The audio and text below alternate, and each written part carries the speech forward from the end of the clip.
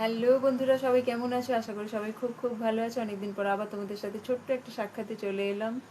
পাপানের হাতে একটা ছোট্ট কেক এই মুহূর্তে দেখে বুঝতেই পারছো কিছু একটা ব্যাপার, সেটা হচ্ছে পাপানের আজ বার্থডে। কিন্তু আমরা বাড়িতে এবছর যেতে পারিনি। প্রতি বছর বাড়িতে সবার মাঝে থাকে, ভীষণ হই হুল্লোড় করে। বাট এবছর একটু একা হয়ে গেছে, আমার ডিউটির জন্য আমি বাড়ি যেতে পারলাম না।